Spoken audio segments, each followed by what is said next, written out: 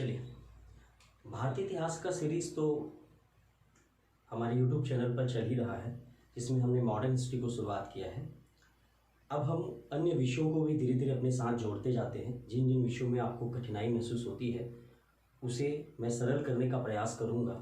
जहाँ तक मेरा अनुभव है, जहाँ तक मैंने चीज़ों को समझा है, उन अनुभवों को मैं आपके सामने लाने का प्रयास कर रहा हूँ। आज जो हमारा एक नया विषय है वो है आपका भारतीय संविधान, इंडियन कॉन्स्टिट्यूशन। क्या शुरू करने जा रहे हैं हम? भारतीय संविधान। ठीक है। भारतीय संविधान के बारे में ऐसा कहा जाता है कि जब प्रश्न आते हैं तो बनते नहीं हैं। तो मेरा ये कहना है कि भारतीय संविधान को आप रटे नहीं, बहुत अच्छे से समझें, और जितना ज़्यादा आप चीज़ों को क्लासीफाइड कर पाएंगे उतना बेहतर तरीके से आप भारतीय संविधान को समझ सकते हैं। भारतीय जो संविधान है वो आपका हर एक एग्ज़ाम में आएगा। यूपीएससी में भी आप देखे होंगे बहुत बड़ा रोल रहता है।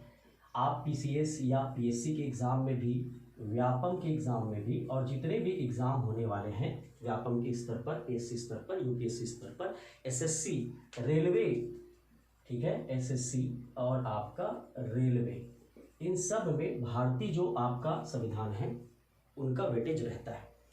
तो देखिए, भारतीय संविधान के साथ आपको अपनी समझ को विकसित करना है। और भारतीय संविधान में हम देखते हैं कि 22 भाग हम जो पढ़ते हैं मूल संविधान के 395 अनुच्छेदों में, उसमें हम चीज़ों को सबसे पहला हम देखते जा रहे हैं कि हम सबसे पहला किस टॉपिक पर पढ़ेंगे, क्या टॉपिक है। तो सबसे पहला टॉपिक है आपका संवैधानिक विकास, कॉन्स्टिट्यूशनल डेवलपमेंट, या आपका क्या है, संवैधानिक विकास। देखिए, यहीं से हमारा जो है संविधान शुरू होगा, संवैधानिक विकास। तो देखिए, किसी भी टॉपिक को पढ़ने से पहले हमें ये जानना है, हमें ये क्लासीफाइड करना है कि हमें पढ़ना क्या है। तो सबसे पहला देखिए, आप कहीं भी जब पढ़ते हैं तो आपको दो चीज़ें समझ में आता होगा, आपने देखा होगा, किताबों में भी लिखा होता है, संविधान एवं राज्य व्यवस्था। संविधान एवं राज्य व्यवस्था, तो दोनों में मौलिक अंतर क्या है, इस पर भी हम विचार करेंगे, क्योंकि संविधान अलग है, राज्य व्यवस्था अलग है। मैं सारी चीज़ों को, सारी शब्दावलियों को आपके सामने लेकर आऊँगा ताकि संविधान इतना ईजी लगे आपको, इतना ईजी लगे कि पढ़ने में आपको मजा आए। देखिए, अभी बेसिक यहाँ पर समझना कि संविधान एवं राज्य व्यवस्था में संविधान और राज्य व्यवस्था क्या है। तो संविधान को अगर हम देखें तो संविधान वो साधन है जिसके माध्यम से कोई भी राज्य कहने का मतलब यहाँ देश से है या आपका प्रशासनिक संस्थाओं से है।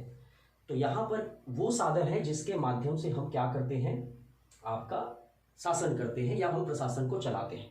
तो संविधान में कही गई बातों को जब आप अप्लाई करोगे तो वो क्या कहलाता है, राज्य व्यवस्था। संविधान नियम और कानून लिख दिया गया है, और राज्य व्यवस्था वो क्या है, जब उसको आप अप्लाई करते हो, कैसे करना है, वो कानून कैसे होगा। कहीं पर आपने लिख दिया कि महिलाओं को समानता का अधिकार दिया जाए, तो महिलाओं को समानता के अधिकार देने के लिए क्या क्या प्रक्रिया होगी, क्या क्या प्रयास होगा, उस चीज़ को पढ़ना है। तो क्या है, राज्य व्यवस्था। और जो महिलाओं को समानता देना ही बात लिखी गई है वो क्या है, संविधान। तो देखिए, हम इस पर भी आएंगे, मैं पूरे शब्दावलियों को आपको यहाँ पर क्लियर करूंगा। सबसे पहले हम संवैधानिक विकास पर चर्चा करते हैं। ये आपका टॉपिक पहला है, एक एक टॉपिक में मैं आपको डिस्कस करूंगा, और जैसा मैं आपको समेट के पढ़ा रहा हूँ वैसा ही आप इसको समझते चलिएगा। देखिए, संवैधानिक विकास में आपको किन चीज़ों का विकास पढ़ना चाहिए। संवैधानिक विकास में सबसे पहला आपको पढ़ना चाहिए संवैधानिक अधिकारों का विकास पढ़ना है। किसका पढ़ना है, संवैधानिक अधिकारों का विकास। संवैधानिक विकास में संवैधानिक अधिकारों का विकास पढ़ना है, ठीक है। संवैधानिक अधिकारों का विकास कहने का मतलब क्या है कि समय के साथ जब हम ब्रिटिश सरकार के अधीन थे उस समय हमने जब मांग की तो हमें कैसे आपका स्वतंत्रता मिला, कैसे हमको न्याय मिला, ठीक है, कैसे हमें धीरे धीरे हम राजतंत्र से लोकतंत्र की ओर अग्रसर हुए। इनको कहा जाता है संवैधानिक अधिकारों, या उनके वैल्यूज या उनके मूल्यों का विकास कैसे हुआ। पहले देखो बेटा, ध्यान से समझना एकदम। संवैधानिक जो विकास है उसमें सबसे पहला आपको क्या चीजें पढ़नी है, संवैधानिक अधिकारों और संवैधानिक मूल्यों का विकास।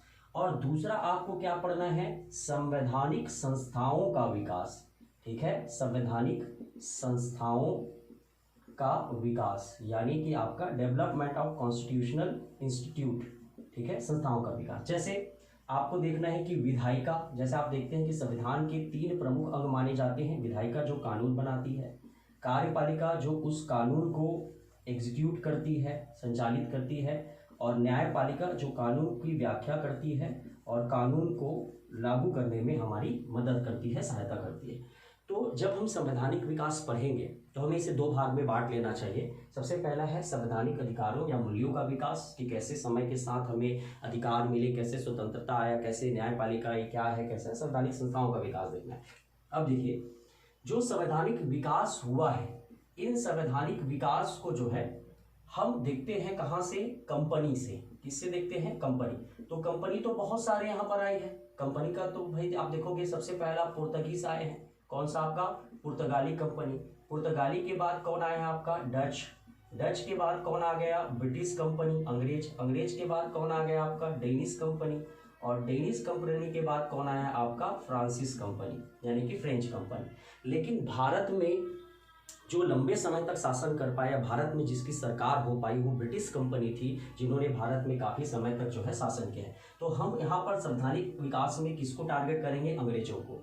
कंपनियों का जो इतिहास है वो हम भारतीय इतिहास से बहुत डीपली इसको पढ़ते हैं, बहुत गहराई से इसको समझते हैं, वहाँ पर इसका चैप्टर अलग से रहेगा, पर यहाँ पर हम अंग्रेज को पढ़ते हैं। तो हम अंग्रेज के टोटल शासन को हम कब से कब तक बांटते हैं? अगर हम अंग्रेज को पढ़ रहे हैं तो 1600 से लेकर 1947 तक हम ब्रिटिश रूल के अंडर हम मानते हैं, क्योंकि कहानी जो शुरू हुई है 1600 या 1600 भी, अगर आप एक डेट और पीछे जाना चाहते हैं तो बिल्कुल इसको आप 1599 से कर दीजिएगा। 1599 से 1947 तक के विकास को हमको समझना है, तभी आप संवैधानिक विकास को समझ पाएंगे। तो 1599 से 1947 तक के पार्ट को हमें कैसे पढ़ना चाहिए, क्या करना चाहिए, इसी पर हम चर्चा करेंगे। तो चलिए हम आगे समझते हैं कि कैसे क्या हुआ है। ठीक है, तो ये आपको समझना है। अब देखिए, एक बात आपको समझना है कि जो संवैधानिक विकास हुआ है वो ब्रिटिश शासन के अधीन हुआ है। ब्रिटिश शासन था और उसी समय भारत के संविधान की पृष्ठभूमि जो है वो रखी गई थी। तो कैसे कैसे चीज़ें हुई है हम बेसिक चर्चा करते हैं, फिर हम शब्दावली टर्मिनोलॉजीज पर आएंगे, किन किन चीज़ों को याद रखना है। तो हम आपका 1599 से 1947 तक के चैप्टर को पढ़ने जा रहे हैं। ठीक है, संवैधानिक विकास के तहत 1599 से 1947 तक की घटनाओं को आप जो है 4 भागों में डिवाइड करके पढ़िएगा। बहुत अच्छे से पहले डेट याद रखिए, 1599 से 1947। अब 1599 से 1947 में सबसे पहला आपको क्या पढ़ना है? तो आपका ब्रिटिश कंपनी का गठन से लेकर आपको कहाँ तक पढ़ना है? तो जब तक कंपनी का प्रत्यक्ष शासन नहीं आ जाता। ठीक है, कंपनी जो है, पहले मैं बहुत अच्छे से समझा रहा हूँ, पहले केवल एक आपका ट्रेडिंग कंपनी थी, व्यापारिक कंपनी थी, लेकिन धीरे धीरे भारतीय राजनीति में हस्तक्षेप, इंटरफेयर करके उन्होंने भारतीय शासन प्रशासन को भी अपने अंडर कर लिया था। तो एक पार्ट क्या बनेगा? कंपनी के गठन से आपका प्रत्यक्ष शासन। दूसरा पार्ट आप डिवाइड कर सकते हैं प्रत्यक्ष शासन से, ठीक है, डायरेक्ट रूल से आपका 1857 की क्रांति तक, 1857 की क्रांति तक इसको आप पढ़ सकते हैं। दूसरा आपको तीसरा भाग जो रहेगा वो आपका रहेगा, शासन यहाँ पर चेंज होगा, और उसके बाद आ जाएगा आपका महारानी का शासन। महारानी का यानी क्राउन रूल है ना, ताज का शासन, क्राउन, ब्रिटिश क्राउन रूल बोलते हैं। और जो महारानी का जो शासन हुआ है वो 1858 से 1947 तक हुआ है, जिसको आप 2 भाग में फिर से बांट सकते हैं। एक आपका महारानी के द्वारा जो बनाया गया अधिनियम था उनके माध्यम से, और इसी बीच में हमने जो है अपनी संविधान निर्माण की प्रक्रिया भी शुरू कर दी थी। तो संविधान निर्माण की जो प्रक्रिया है वो भी इसी के अंडर आएगा। तो इन पूरे जो डेट है 1599 से 1947 तक, इसको आप लगभग 4 भाग में बांट के चलिएगा। 4 भाग में कैसे? एक तो कंपनी का शासन से लेकर प्रत्यक्ष शासन। तो कंपनी का गठन कब हुआ है? हम 1599 से ले रहे हैं, तो 1599 से कंपनी के बारे में पढ़ना है। और ब्रिटिश जो डायरेक्ट रूल जो उन्होंने स्टार्ट किया है वो कब तक है आपका? 1765 तक। कब तक है आपका? 1765। तो 1599 से लेकर 1765 तक आपको ये बात ध्यान में रखना है। तब तक कंपनी का ज़्यादातर जो गतिविधियां रहेगी, ज़्यादातर जो एक्टिविटीज़ रहेगी, वो केवल और केवल व्यापार पर ही उनका फोकस रहेगा। लेकिन जैसे आप देखते हैं कि यहाँ पर जैसे कि आपका प्रत्यक्ष शासन की शुरुआत हो जाएगी, तब 1765 से लेकर 1857 तक जो है आप जिन घटनाओं को पढ़ेंगे वो 1857 की क्रांति तक रहेगा।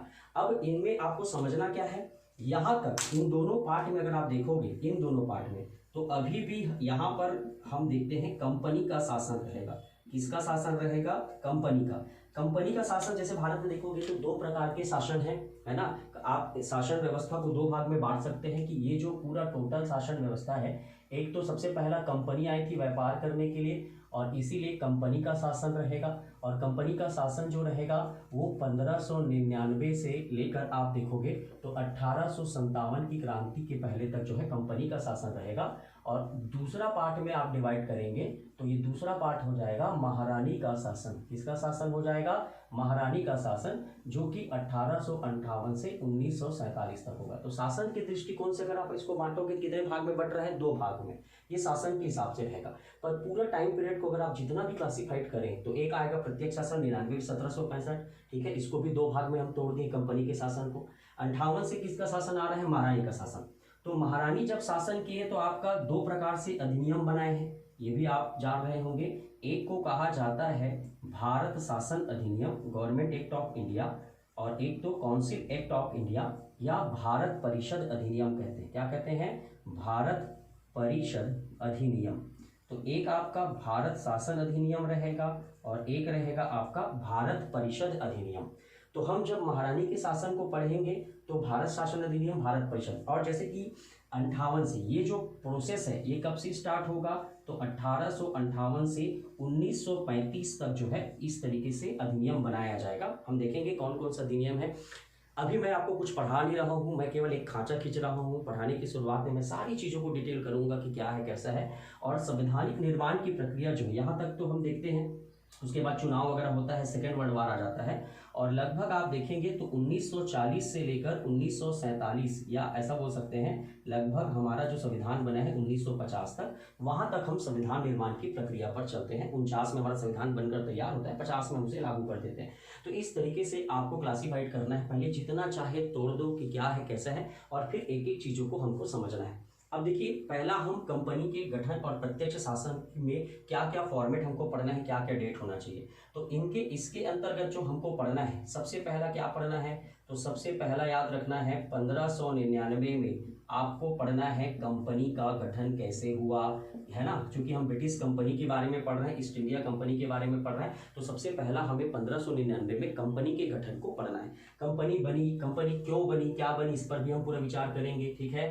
कि यूरोपीय जो आपके देश थे, भारत आए थे पोर्तुगीज, आप देखे होंगे, उन्होंने व्यापार को यूरोप में, भारत के व्यापार की जो ढिंढोरा है उन्होंने कहाँ पेड़ दिया यूरोप में कि भारत में बहुत सारे संसाधन हैं, और कंपनी इंटरेस्ट लेने लगी। तो शुरुआत में 1599 में कंपनी का गठन हुआ। दूसरा आप देखेंगे 1600 में इनको मोनोपोली दिया गया था, यानी कि एकाधिकार। कहने का मतलब एकाधिकार क्या था कि भाई ये प्राइवेट कंपनी थी, और प्राइवेट कंपनी थी तो बहुत सारे इन्वेस्टर्स जो थे यूरोप के, उन्होंने इन्वेस्ट किया था अपना पैसा और कहा था कि हम इतना पैसा अपना इन्वेस्ट किए हैं तो आज हम भले ही भारत देश की तरफ हम व्यापार करने के लिए जा रहे हैं, ईस्ट इंडिया मतलब पूर्वी देशों के साथ व्यापार करने जा रहे हैं, तो और कोई भी दूसरी कंपनी को आप ये अथॉरिटी नहीं देंगे, तो हमें वो मोनोपोली चाहिए, अर्थात क्या चाहिए? एकाधिकार। तो 1600 में क्या हो गया? एकाधिकार। 1608 में अगर आप देखोगे तो 1608 में यहाँ पर आपका भारत में फैक्ट्री बनना शुरू हुआ। अंग्रेजों की भारत में जो फैक्ट्री है ना, जो फैक्ट्री कारखाना है, वो आपका कब बना? 1608 में। भारत का सबसे बड़ा जो क्षेत्र था वो बंगाल था, इसलिए अंग्रेजों की जो नज़र थी वो बंगाल पर थी कि किस तरीके से हमें बंगाल पर अधिकार करना चाहिए, और वहीं से उनकी भारत में पृष्ठभूमि की शुरुआत होगी। और ये कहानी शुरू होती है 1717 से, जब आपका बंगाल पर ठीक है फ्री यानी कि फ्री ट्रेड या मुक्त व्यापार इनको अधिकार मिला, मुक्त व्यापार का अधिकार। फर्रुखसियर एक मुगल बादशाह थे जिनकी सिचुएशन में आपको पूरा एक एक जो मैं आपका पार्ट बोल रहा हूँ एक एक पर मैं डिस्कस करूंगा। तो सबसे पहला 1599 में कंपनी का जो गठन हुआ उस पर चर्चा करेंगे। 1600 में कंपनी का एकाधिकार, 1608 में भारत में फैक्ट्री की स्थापना, ठीक है, अंग्रेजों द्वारा भारत में फैक्ट्री की क्या हो गई? आपका स्थापना होगी, इस पर चर्चा करेंगे। 1717 में बंगाल पर मुक्त व्यापार का अधिकार इनको मिला फर्रुखसियर के माध्यम से। उसके बाद जैसे मुक्त व्यापार मिला तो बंगाल के नवाब से इनका क्लेश स्टार्ट हुआ, थोड़ा संघर्ष स्टार्ट हुआ, और आप जानते हैं कि 1757 में कौन सा युद्ध हुआ? बैटल ऑफ प्लासी या प्लासी का युद्ध। तो आपको इस पर भी चर्चा करना है। हालांकि थोड़ा जैसे हम संवैधानिक विकास पढ़ते हैं तो भारतीय इतिहास का भी ये टॉपिक कवर होता है, हम उतना ज़्यादा नहीं, पर ये समझेंगे कि अंग्रेजों को कैसे प्लासी के युद्ध ने एक सफलता दिलाई और किस तरीके से उन्हें भारत पर आने का एक जो है अधिकार मिला है। और उसके बाद छठवां इसमें पॉइंट रहेगा, जैसे ही प्लासी जीता पावर बढ़ी, रेवेन्यू बढ़ा, शक्ति बढ़ी, और उन्होंने 1764 में जो है बक्सर का युद्ध भी जीत लिया। कौन सा युद्ध जीत लिया आपका? बक्सर का। तो 1764 में बक्सर का युद्ध जीते। और सातवां है 1765 में जब बक्सर का युद्ध जीते तो भारत के बहुत सारे क्षेत्र जो है उनके अधीन आ गए, और इसीलिए हम इसको पढ़ेंगे प्रत्यक्ष शासन के तौर पर। तो इस तरीके से आपको पहला टॉपिक क्या रखना है, तो कंपनी के गठन से लेकर प्रत्यक्ष शासन तक आपको 7 पॉइंट पढ़ने हैं। पहला है कंपनी का गठन 99 में, 1600 में मोनोपोली यानी एकाधिकार मिला, 1608 में भारत में फैक्ट्री की स्थापना हुई, 1717 में बंगाल पर मुक्त व्यापार करने का अधिकार मिल गया, 57 में उन्होंने प्लासी का युद्ध जीता, 1764 में उन्होंने बक्सर का युद्ध जीता, और 1765 में जो है प्रत्यक्ष शासन की शुरुआत हो गई। अब प्रत्यक्ष शासन का मतलब क्या है कि जो जो क्षेत्र ब्रिटिश शासन के अधीन है उस पर किसका कानून लागू होगा? ब्रिटिश सरकार का कानून होगा। सारी चीजों को कौन मैनेज करेगी? तो सारी चीजों को ब्रिटिश सरकार मैनेज करेगी। तो अब हम देखते हैं कि प्रत्यक्ष शासन से 1857 की क्रांति तक जो है किन किन तरीकों से किन किन चीजें हुई है जिसको आपको पढ़ना चाहिए। तो सबसे पहले हम ये वाला टॉपिक कर लिए, आप स्क्रीनशॉट ले लीजिए, फिर उसके बाद हम देखते हैं प्रत्यक्ष शासन में 1857 की क्रांति तक क्या क्या घटनाएं घटी है। चलिए आराम से इसको आप नोट कर सकते हैं, आराम से समझते जाइए, उसके बाद आप एमसीक्यू लगाइए, कोई दिक्कत नहीं है, हर एक प्रश्न आपसे बनेगा। सारी चीज़ें जैसे ही हम कॉन्स्टिट्यूशनल डेवलपमेंट पढ़ेंगे फिर मैं आपको सारे टर्म्स बताऊंगा, विधायिका क्या होती है, कार्यपालिका क्या होती है, ठीक है, अध्यक्षात्मक शासन प्रणाली, कठोर संविधान, लचीला संविधान क्यों बोलते हैं, क्या बोलते हैं, ये सारी चीज़ों पर चर्चा करेंगे। उसके बाद देखिए जैसे कि आपका प्रत्यक्ष शासन से लेकर, ठीक है, 1857 की क्रांति, तो प्रत्यक्ष शासन से लेकर 1857 की क्रांति तक अगर आप देखेंगे तो 1857 की क्रांति के बाद किसकी शासन समाप्त हो जाएगी? ईस्ट इंडिया कंपनी का शासन समाप्त हो जाएगा। लेकिन जैसे कि हम देखते हैं यहाँ पर हम इसे अलग क्यों करते हैं, तो जब प्रत्यक्ष शासन करना जब ब्रिटिश कंपनी ने स्टार्ट किया तो कंपनी का जो धीरे धीरे झुकाव है वो किस ओर चला गया? व्यापार से राजनीति की ओर। तो ब्रिटिश जो गवर्नमेंट बैठी थी ब्रिटेन लंदन में, वो डर गई कि कंपनी ज़्यादा पावरफुल हो रही है और धीरे धीरे अमेरिका भी उनके हाथ से निकल रहा था, तो उन्होंने कंपनी पर जो है आपका थोड़ा सा नियंत्रण करने का प्रयास किया है। इसी पार्ट को हमको समझना है। तो प्रत्यक्ष शासन की जो शुरुआत होगी वो होगा आपका, ठीक है, 65 से।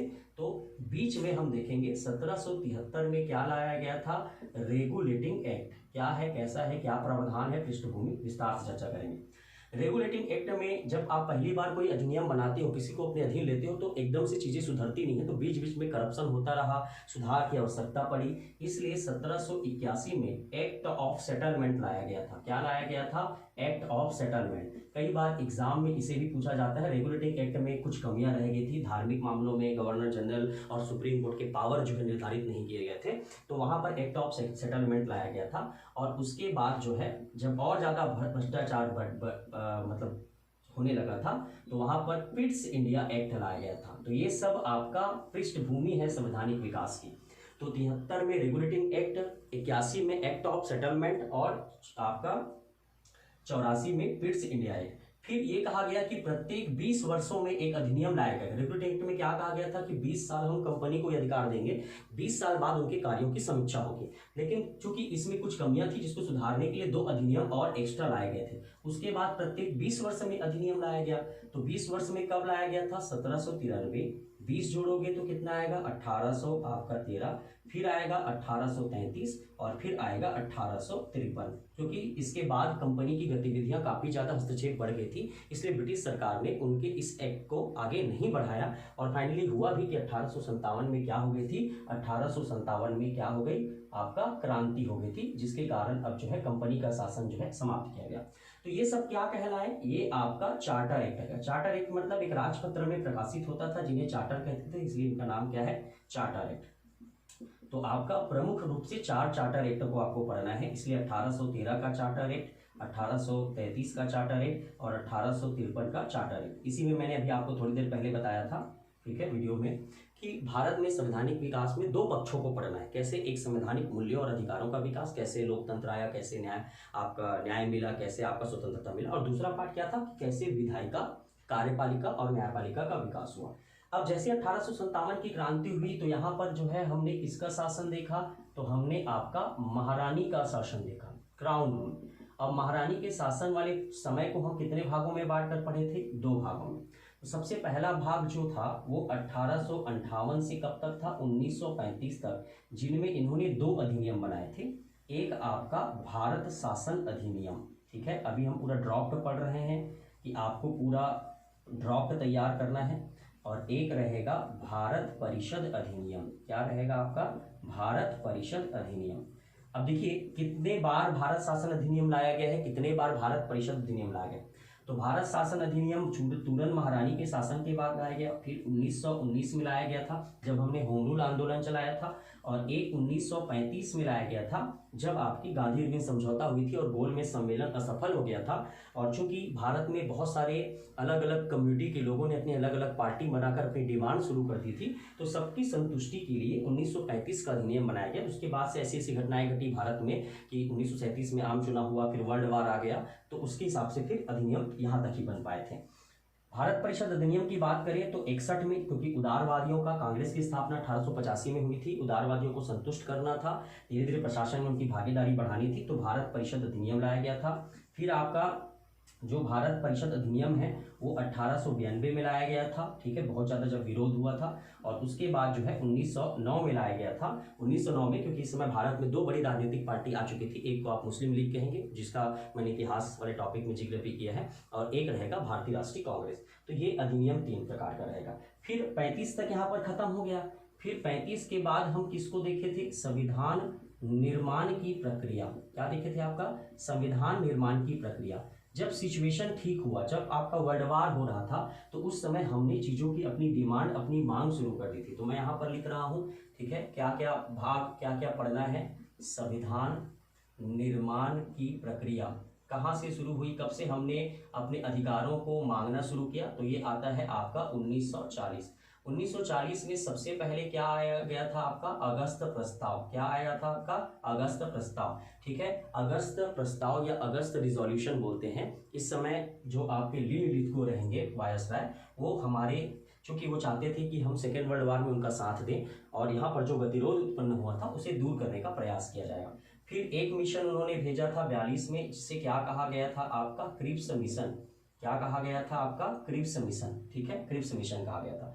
फिर 1945 में ये सब असफल हो गया, तो उन्होंने आपका वेवेल प्रस्ताव, ठीक है, वेवेल प्रस्ताव भेजा। यहाँ पर सिमला समझौता हुआ, लेकिन मोहम्मद अली जिन्ना चाहते थे, क्योंकि डिमांड अलग थी पाकिस्तान की, लगातार वो मांग कर रहे थे, और यहाँ पर उनकी जीत की वजह से ये भी असफल हो गया। फिर फाइनली क्या आया, 1946 में आपका क्या आया, कैबिनेट मिशन।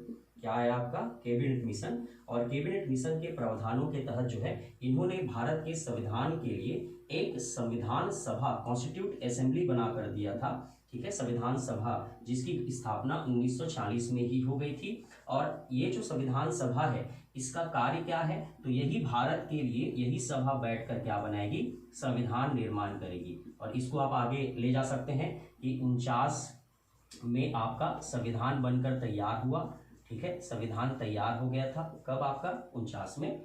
और 1950 यानी कि 26 जनवरी 1950 को जो है आपका संविधान क्या हो गया था, लागू हो गया था। तो इस पर हम अलग से संविधान सभा पर चर्चा करेंगे, इसको अलग मोड में आप ले जा सकते हैं कि कैबिनेट मिशन के तहत ही क्या बना, संविधान सभा बना। 46 में संविधान का निर्माण करने के लिए इन्होंने ही संविधान को 49 में तैयार किया, बनकर तैयार हो गया था 26/11/1949 को। 26 जनवरी 1950 को जो है संविधान लागू हो गया। इसके बावजूद भी चूंकि संविधान बनाने की प्रक्रिया तो शुरू हो गई थी, लेकिन संविधान को एक एक तो नहीं बन जाता, 2 वर्ष 11 माह 18 दिन हमको लग गए थे, और बीच में हम स्वतंत्रता की बात भी कर रहे थे, और यहाँ पर सांप्रदायिक मतभेद भी उत्पन्न हो चुका था। जैसे आप मुस्लिम लीग चाहती थी कि हमें पाकिस्तान अलग से दिया जाए, तो ये प्रक्रिया चला। और आगे में जब आप 1947 में देखेंगे तो यहाँ पर आपका आएगा माउंटबेटन योजना। कौन सा आएगा आपका माउंटबेटन योजना, जिसके तहत भारत को आज़ादी मिली, जिस योजना में भारत स्वतंत्र हुआ। और उसके बाद 1947 में ही इंडियन इंडिपेंडेंस एक्ट या भारतीय स्वतंत्रता अधिनियम लाया गया था। और भारतीय स्वतंत्रता अधिनियम जो लाया गया था, इसी के तहत भारत का विभाजन भी किया गया था और यहाँ पे रियासतों के साथ भी संबंध बताए गए थे और भारत को भी स्वतंत्र कर दिया गया था। तो देखिए पूरा फॉर्मेट, अभी पूरा मैं केवल टॉपिक डिस्कशन कर रहा हूँ, एक एक लाइन सबको पढ़ाना है, क्यों हुआ, कैसे हुआ, इस पर विचार करना है। तो आप जितना ज़्यादा क्लासीफाइड करेंगे, जितना सारी चीज़ों को समझेंगे कि क्या है, उतना आसानी से आपको समझ में आएगा कि क्या हमें पढ़ना है, किन किन टॉपिक को पढ़ना है। क्योंकि आप जैसे लक्ष्मीकांत संविधान के लिए फॉलो करते हैं, डी बसु की किताब आती है, सुभाष कश्यप की आती है, इंडियन कॉन्स्टिट्यूशन का ओरिजिनल एक्ट आप पढ़ सकते हैं। तो उन चीज़ों को पढ़ने के बजाय आप केवल इसको पढ़िए, आपका पूरा जो है सारी टॉपिक कवर हो जाएगा और उसके बाद से आप MCQ लगाएंगे तो सारा प्रश्न आपका बनेगा। क्लियर है? इसका स्क्रीनशॉट ले सकते हैं। देखिए अब जो ये टॉपिक हो गया कि फाइनली हमको पढ़ना ये सब चीज़ है, ठीक है।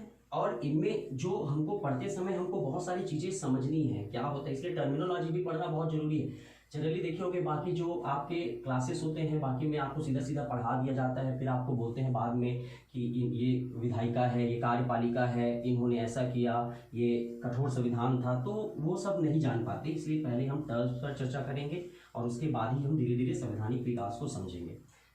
पहले आज की क्लास में हम बेसिक चीज़ों को कंप्लीट करते हैं। तो जैसे हमने फाइनली क्या पढ़ा, 1599 से लेकर 1950 तक का पूरा हम चीज़ों को पढ़ रहे हैं कि कैसे आपका संविधान निर्माण की प्रक्रिया या संवैधानिक विकास की कहानी शुरू हुई थी। एक्चुअल में हमने हालांकि डिमांड बाद में शुरू किया, लेकिन चूंकि हम जब तक बैकग्राउंड को नहीं पढ़ेंगे तब तक आपको समझ में नहीं आएगा। तो देखिए पहले कंपनी के स्वरूप को समझिए। इसमें अगर आप देखेंगे तो 1600 से अगर आप देखेंगे तो 1600 से 1773 तक, तब तक आपका 72 बोल सकते हैं।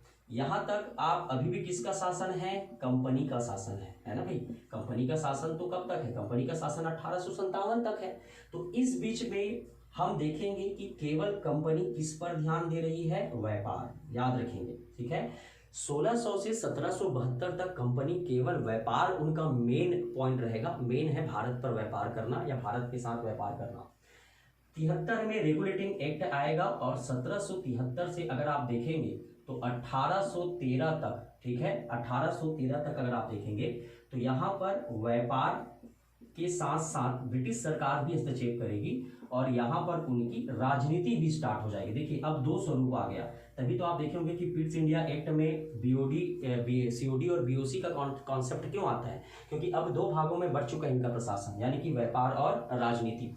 तो 73 से 13 तक आपका क्या है, व्यापार और राजनीति। व्यापारिक एकाधिकार को 13 में समाप्त कर दिया जाता है और 13 के बाद जैसे आप देखेंगे तो 1813 से 1835 तक अगर आप जाएंगे, सब ये चार्टर एक्ट है, अभी हम पढ़े थे। तो यहाँ पर आपका चीजें थोड़ा सा चेंज हो जाएगा, व्यापार थोड़ा सा कम होगा और क्या चीज बढ़ जाएगा, राजनीति बहुत ज्यादा क्या हो जाएगी, बढ़ जाएगी। देखो सबसे पहला एक व्यापारिक कंपनी के रूप में आए थे। 73 से रेगुलेटिंग जैसी एक्ट आया, ब्रिटिश सरकार ने कहा कि ठीक है भाई, हम थोड़ा प्रशासन, अगर आप इतना ज़्यादा भारत में अपना विस्तार कर चुके हैं तो हम व्यापार राजनीति को भी नहीं छोड़ेंगे, तो व्यापार को संभालो और हम राजनीति भी देखेंगे। लेकिन धीरे धीरे समय के साथ व्यापार का जो व्यापार है वो डाउन होता चलेगा और राजनीति क्या हो गई, बढ़ गई। जैसे आपका 1833 से अगर आप देखेंगे तो 1833 से लेकर पूरा आपका 1947 तक अगर आप देखेंगे तो पूरा इनका क्या रहा है, मेन राजनीति। व्यापार पूर्ण रूप से एकाधिकार समाप्त हो गया था और भारत के मार्केट को सभी यूरोपियन कंपनी के लिए खोल दिया गया था। कब आपका 33 में, हालांकि 13 में ही खोल दिया गया था, लेकिन चीन के साथ व्यापार और चाय के व्यापार पर अभी भी ब्रिटिश कंपनी का एकाधिकार मोनोपोली बना हुआ था। और 33 से पूरा हम किस पर फोकस करने लगे, राजनीति तक, जो कि आपका 1947 तक चला है। और राजनीति मतलब आपका देखोगे 1833 तक राजनीति में जैसे आप देखोगे तो 1857 तक अगर आप देखोगे तो कंपनी ने राजनीति किया है पूर्ण रूप से, यहाँ से पूर्ण रूप से राजनीति किया। और 1858 से लेकर 1947 तक जो है वो किसका पूर्ण रूप से राजनीति रहा, महारानी का। और उसके बाद से तो हमने अपना संविधान बना लिया था, यानी कि कब आपका 26 जनवरी 1950 को हमारा संविधान लागू हुआ। ठीक है। फिर हम संविधानिक, हमारे संविधान में क्या लिखा है, भारतीय संविधान में क्या लिखा है, उन चीज़ों को पढ़ते हैं। तो देखिए पूरा एक फॉर्मेट क्या है, मैं एकदम आपको पहले से समझा रहा हूँ। संविधान का पहला टॉपिक क्या था, संवैधानिक विकास। संवैधानिक विकास में आप दो भाग में इनको बांटिए, एक संवैधानिक मूल्यों और अधिकारों का विकास और एक संवैधानिक संस्थाओं का विकास। मूल्यों का मतलब कैसे स्वतंत्रता मिला, न्याय मिला, लोकतंत्र का विकास हुआ। संवैधानिक संस्थाओं का मतलब न्यायपालिका कैसे बनी, हाउस कैसे बना, सदन कैसे बनी, कार्यपालिका कैसे बनी, क्या क्या राइट्स दिए गए, कैसे इन चीज़ों का विस्तार हुआ।